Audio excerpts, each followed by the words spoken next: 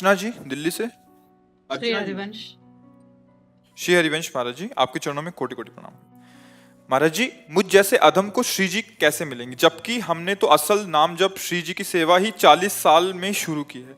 40 साल तो बिना श्री जी के ही बीत गया, जबकि आप जैसे ऋषि ने तो अपना पूरा जीवन कठिन तपस्या में बिताया, फिर हम अधर्मी हम तुम्हें बिल्कुल सीधे साधे शब्दों में बताते हैं। जैसे मुगल सराय से ट्रेन चली और मथुरा स्टेशन आई, तो आपको मथुरा में बैठना पड़ेगा या मुगल सराय जाना पड़ेगा? आप बोलो। अगर जहां इस ट्रेन मिली ना वहीं बैठ गए ना, तो आप हमारी ट्रेन को क्यों देखते हो, कहां से बनी और कहां से चली? अब आपको वृंदावन में मिल गई ना, यहीं से बैठ जाओ, निकल चलो, यहीं से बैठ जाओ। अब तुम उसको पीछे क्यों सोचो? अब जहां बैठे हो यहीं से बैठ जाओ, यहीं से बैठ जाओ। अर्थात हमारी बात मान लो। तात स्वर्ग अपवर्ग सुख धरी तुला एक अंग, तूल न ताहि सकल मिल जो सुख लव सत्संग। क्यों कहा गया ये लव मात्र के सत्संग से बात बन जाएगी। जो स्वर्ग में सुख नहीं है, जो मोक्ष में सुख नहीं है, जो लौकिक मृत्यु लोक में सुख नहीं, वो संत संग में सुख है। क्या वो एक क्षण में वो आपको वस्तु दे देंगे जो जीवन भर कमाया है? आप संतों के हृदय को नहीं जानते, उसका महत्व नहीं जानते। एक क्षण में वो दे देंगे जिसका अनुभव करने के लिए उन्होंने बहुत ताप सहे हैं, बहुत कष्ट सहा है। अब उसे आप स्वीकार कर लो। पर हम लोग ऐसे आते हैं संतों के पास, ऐसे का मतलब अहंकार युक्त, ऐसे नहीं आते। ऐसे अगर आए तो पेट भर जाए, अर्थात विश्राम मिल जाए।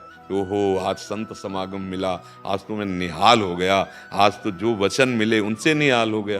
तो ये बात नहीं सोचनी है। आज से अगर हम श्री जी की शरण में हैं और हमने राधा राधा राधा और मर गए, इतने में प्राण निकल गए, तो इतने में श्री जी मिल जाएंगे। इस बात को समझो। पुत्र के बहाने से नारायण पुकारा तो भगवान मिल गए ना अंतिम समय में। अच्छा, हमें पता नहीं कि अंतिम कब हो जाएगा, तो हमें हर श्वास में नाम जप करना है। अगर नाम में हम हैं तो हमको ये डर नहीं है कि हमारे 40 साल व्यतीत हो गए। कम से कम भगवान की कृपा कि 40 साल में आप जाग गई, नहीं तो पूरे के पूरे जीवन निकल जाते हैं और जग नहीं पाता जीव। आज जग गई, अब जितनी श्वासें बची हैं उनमें सावधानी पूर्वक गंदे आचरणों का त्याग, गंदी बातों के चिंतन का त्याग, गंदे दृश्य देखने का त्याग और सबकी सेवा का भावना, जो परिवार के या जो अतिथि आज, और नाम जप और भगवत अंदर से आश्रय, भगवत आश्रय। इसी जन्म में जितना समय बचा है उतने में भगवत प्राप्ति हो जाएगी। पक्का समझो, बात पर विश्वास कर लो। आखिरी श्वास जो होती फाइनल उसी का हो जाता है। जैसे हमें फोटो खिंचवा लें और ऐसे किया तो ऐसे आ जाएगी ना। तो आखिरी श्वास में अगर हम संसार का चिंतन कर रहे हैं, जैसे आखिरी श्वास में घर परिवार सब कुछ छोड़कर भजन के लिए आए थे भरत जी महाराज, और हिरण के बच्चे में प्यार हो गया, आखिरी श्वास में हिरण के बच्चे का ध्यान किया, तो अगला जन्म हिरण में बन, भागवत में पढ़ के देख लो, हिरण बन गए ना। बस उस आखिरी श्वास का हमें पता नहीं, इसीलिए हम चिल्लाते रहते हैं जहां तक हो सके हर श्वास में राधा राधा राधा। तो जो आखिरी श्वास होगी वो आपको श्री जी तक पहुंचा देगी। हमें क्या डरना? आज हम जग गए हैं, बस आज से हम सही चलें तो हमारे जो 5 मिनट हैं, 10 मिनट हैं, 10 वर्ष हैं, इतने में काम बन जाएगा। जैसा कहें वैसे चलो।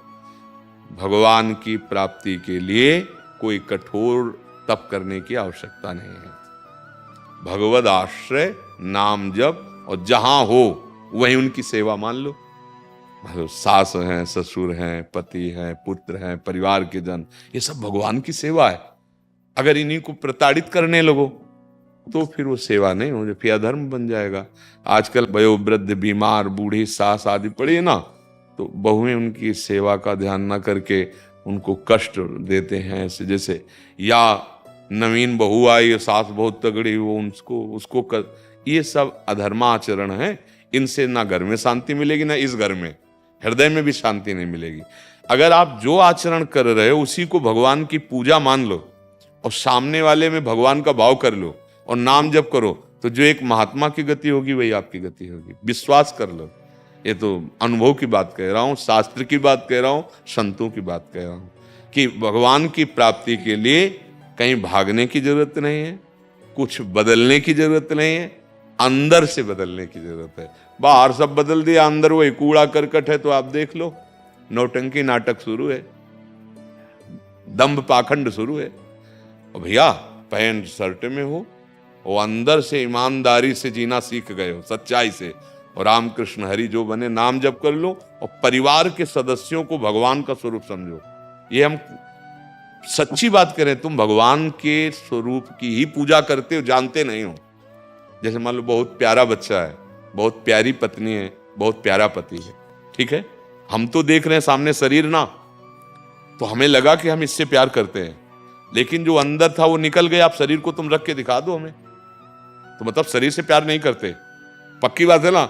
अच्छा, जो अंदर था उससे तुम्हारा परिचय नहीं, तो प्यार किससे करते थे? झूठा हो गया ना। तो वो है भगवान। अभी से मानने लगो, पति में भगवान, पत्नी में भगवान, पुत्र में भगवान, समाज, अभी काम बन जाए। पक्की बात वही है, बिजली वही है, सब में बिजली वही, यंत्र अलग अलग है, उनका प्रभाव अलग अलग है, नहीं, बिजली एक है। अगर मान लो, लोग इस बात को मान नहीं पा रहे, वो राक्षस है भगवान कैसे हो सकता है? भैया गड़ासे में भी बिजली होती है, वो चाहे चारा आवे, चाहे किसी का हाथ आवे, चाहे किसी गर्दन आवे, उसका काम काटना, बिजली गड़ासे में है ना। तो जीवन नष्ट भी बिजली कर रही है और जीवन का पोषण भी बिजली कर रही है। जीवन नहीं, अगर बिजली ना हो तो पानी नहीं पीने को मिलेगा, प्रकाश नहीं, मतलब कितने सब कार्य, बहुत से कार्य। हमें लगता है अपने लोगों के जीवन के ज्यादातर आधार बिजली है, प्रगट में जाने आधार है। अब बिजली का एक ही स्वरूप है क्या? देखो, प्रकाश भी दे रही, ठंडा भी कर रही, हीटर में गर्म कर, कितने यंत्रों का प्रभाव। तो ये खोपड़ियों में गुणों का प्रभाव, सतोगुण, रजोगुण, तमोगुण, वो राक्षस दिखाई देगा, वो देवता दिखाई देगा, वो रजोगुणी दिखाई देगा, राजसी, लेकिन उनमें पावर एक ही है, परमात्मा सबके हृदय में। और ज्ञानी वही है जो उसको देखता है, पावर को। अज्ञानी वही है जो चमड़े को और क्रियाओं को देखता है। बस बात इतनी समझ ली है, और अगर ये बात आप समझ गए तो पैंट शर्ट में महात्मा हो। तुमको जाकर के लंगोटी लगा के तपस्या नहीं करनी, बात मान लो, सारी तपस्या का फल है केवल समझ ठीक हो जाना। समस्त तपस्याओं का फल क्या मिला है, हम तुम्हें बता दें, समझ ठीक हो गई है, बुद्धि ठीक हो गई है, नहीं तो बुद्धि भ्रष्ट है। बुद्धि का सही निशाने पे लग जाना, ये सब तपस्या का फल है। जैसे पूरी गीता जी सुनने के बाद अर्जुन को क्या मिला, बोले नष्टो मोहा स्मृति लब्धा तत्प्रसादान मयाच्युता। हे गोविंद अच्युत, आपकी कृपा प्रसाद से मोह का नाश हो गया और अब हमें आपकी स्मृति प्राप्त हो गई, अखंड स्मृति अपने स्वरूप की आपकी। यही है सब साधना का फल, और वो तुम सुन के प्राप्त कर सकते हो। इसीलिए जो महात्मा के संग से क्षण मात्र में मिलता है, वो बड़ी बड़ी साधनाओं से नहीं मिलता है। इसलिए ऐसा भ्रम न पाला जाए कि हम गृहस्थ हैं, हमारा इतना समय बर्बाद हो गया, अब हम क्या करें। बिल्कुल गुंजाइश है, आखिरी श्वास तक गुंजाइश है भगवत प्राप्ति की, डरना मत। अब ये जरूर है कि अब जैसे जाग रहे हो तो फिर अब गंदे मार्ग का जो मन अनुसरण करता रहा है, अब उसको सहना पड़ेगा। अब गंदे आचरण भी करते रहो, फिर वो तो दम्भ हो जाएगा, पाखंड हो जाएगा, और वो यही ज्यादा हो रहा है। अगर आप विषयी हो तो आपकी बात का रंग ही नहीं चढ़ेगा, चाहे जितना आप कुछ भी। और आप अगर हृदय की ग्रंथि खोल चुके हैं तो एक शब्द जिसके कान में पड़ेगा ना, वो उसको जा करके जैसे अपने अधीन कर लेगा, उसको सत मार्ग में खड़ा कर देगा, उसको जागृत कर देगा, उसको भगवत प्राप्ति की अमोघश्च भगवत प्राप्ति करा के छोड़ेगा। पहले हमको चक का आनंद ले लेना है, भगवद आनंद, तब बात बनेगी। इसलिए बिल्कुल आखिरी श्वास में भी गुंजाइश है भगवत प्राप्ति की। ये इतना मतलब विश्वास कर लो कि जितनी श्वासें बची इसमें भगवत प्राप्ति हो जाएगी, पक्का हो जाएगी, इसमें कोई संशय नहीं। समझ पाए?